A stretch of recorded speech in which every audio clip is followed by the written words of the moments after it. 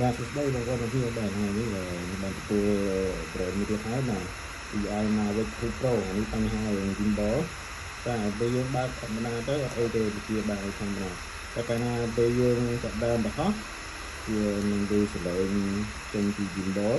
បាទចឹងមកស្គាល់ធ្វើឲ្យ gimbal របស់យើងដំណើរការឡើងបានយើងជាក៏ឡើងបានដែរ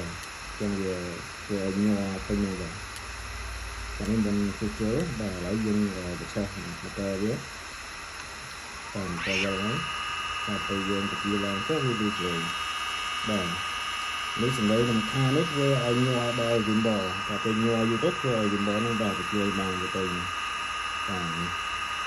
ឡើងទឹកឡើងហើយនេះជាបញ្ហាមួយសម្រាប់បងប្អូនគាត់ធ្លាក់ដ្រូនបាទហើយប៉ះពាល់ដល់ gimbal គឺធ្វើឲ្យម៉ូទ័ររបស់យើងមិនអាចអត់ប្រកបដីទេបាទចឹងនៅវីដេអូបន្ទាប់យើងនឹងធ្វើការជួយមកបង្ហាញជូនបងប្អូនទស្សនាទាំងគ្នាបាទសូមអរគុណបាទសួស្តីបងប្អូនអរគុណបាទក្នុងវីដេអូដែរខ្ញុំធ្វើការជួយវីដេអូហើយបាទនៅ gimbal DJI Mavic Pro បាទនៅវីដេអូមុនយើងបើកដំណើរការទៅវា gimbal ឡើងចុះវាលឺសំឡេងតែដល់ពេលយើងហោះឡើងទៅវាឲ្យ gimbal ញ័រថតឡើងកើតបាទវាទៅជាឡើងកើតហើយយើងធ្វើការជួយវីដេអូហើយបាទទៅជាឡើងចុះអី smooth បាទ